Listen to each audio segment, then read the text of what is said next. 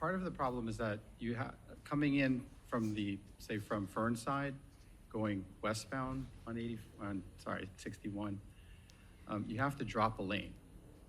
You can't just start with a road diet. So that has an effect that propagates back all the way to Fernside.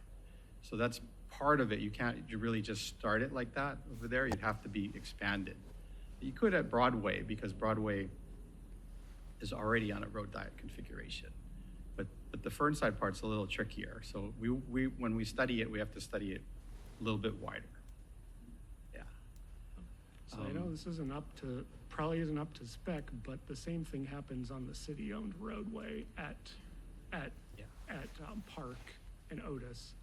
And looking at the road diet, like it looks like you all built in a very long zipper merge. It takes up a ton of space. And I really just bring this up because it seems like the bike lane was a distraction from considering ways to move the cars down to one through lane in an efficient use of space.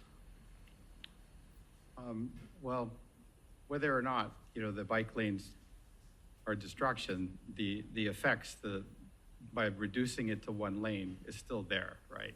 There's still gonna be a lot of backup and congestion, and traffic will have to divert to other streets. I mean, the traffic has to go somewhere, and that has to be a part. There's possibly economic impacts with the shopping center to consider, as well as diversion to other streets. And then, like I mentioned, loss of parking is probably gonna be a big ticket item, I imagine, for a lot of the residents along Otis. So those are other factors as well. And to be honest, I don't want to waste anyone's time debating that.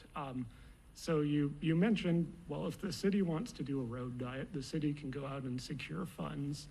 I honestly don't understand that because this is Caltrans owned right of way.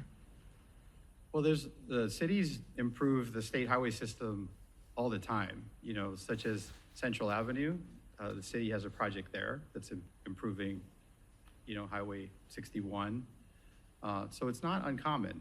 And this definitely has a big impact on the city. I mean, the residents benefit by the safety improvements, but they have to weigh the negative effects of increased traffic diversion.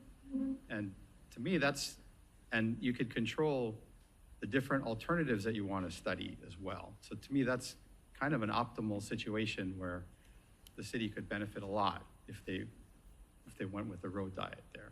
Oh, okay. Separate project. Well, my understanding is the Central Lab project has been in planning for over a decade, so I wouldn't suggest the city engage or try another one of those on this section. Okay. But with all due respect to everyone who's working hard on that, so.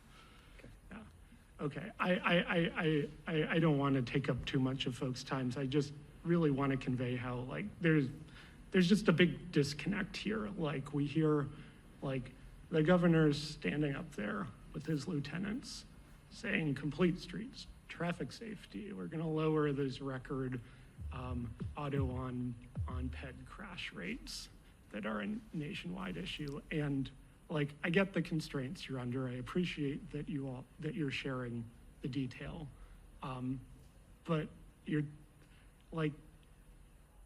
this is not getting at the key roadway configuration issue that is a safety issue here in Alameda. And I don't see the value of this project. I understand the need to rebuild the roadway, but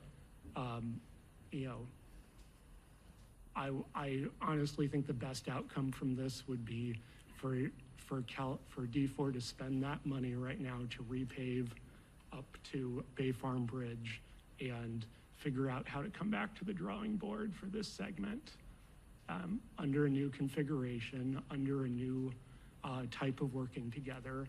And no, I know that's not in this body's, that's not what we've been asked. We've just been asked to discuss this. But I just want to honestly share that, you brought very detailed engineering drawings. I know this project's ready to go. and it does not look appropriate for Alameda's needs west of the Bay Farm Bridge. Thank you, Commissioner Dara-Abrams.